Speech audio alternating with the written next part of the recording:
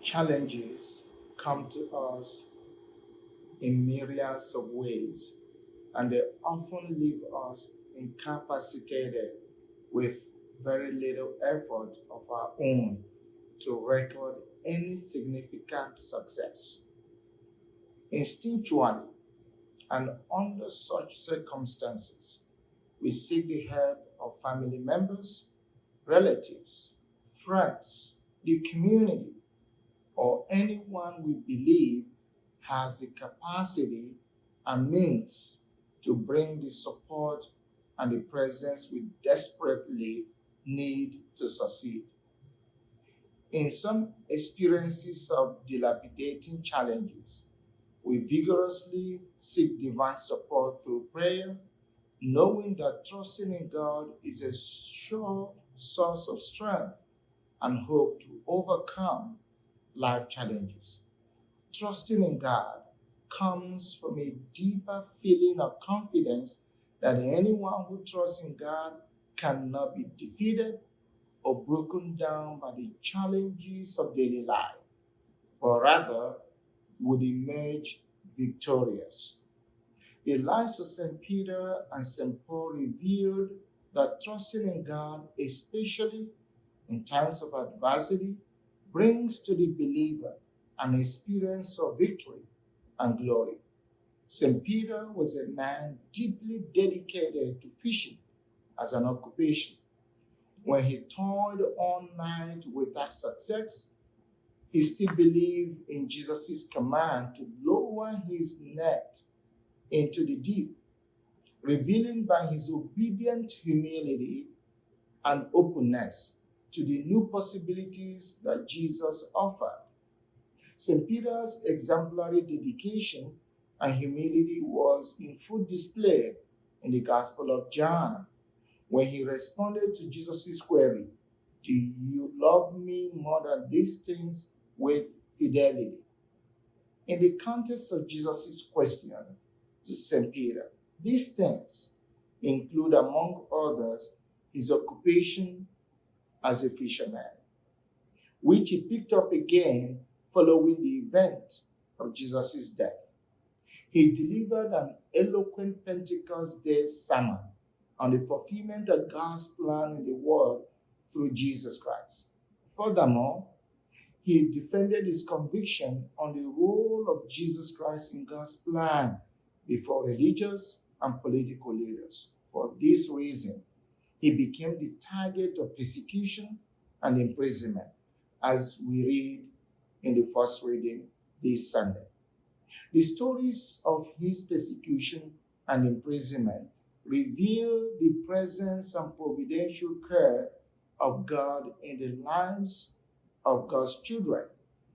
After his miraculous escape from Herod's murderous intent, St. Peter attested to the handwork of God in his life when he said, "Now I know for certain that the Lord has sent his angel and rescued me from the hand of Herod."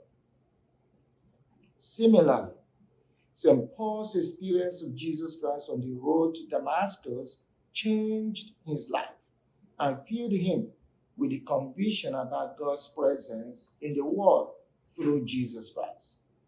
Onwards, he dedicated his life to preaching about the reconciling presence of God in the world through the death of Christ. He traversed the Roman Empire, drawing men and women, rich and poor, slave and free, Jew and Greek, into the experience of God's gratuitous gift of divine grace through Christ.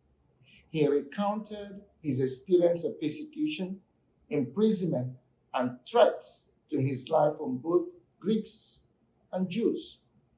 At the twilight of St. Paul's experience of violent threats to his life, he speaks of his life as a sacrifice in an apparent comparison with the sacrificial life of Christ. But unlike Christ, he speaks about competing well to the finish line, which buttresses his understanding of salvation as a reward. Therefore, he identified his reward as a crown of glory because he has been justly judged by the Lord. Like St. Peter, also St. Paul experienced the presence and the providential care of God in moments of persecution and threats to his life. He recounted his miraculous escape from the lion's mouth, a veiled identity of the Roman imperial leadership who seeks to destroy him, and from every evil threat to his ministry. Confidently, in the midst of adversity, St. Paul consoled himself with the hope of sharing in the kingdom of God.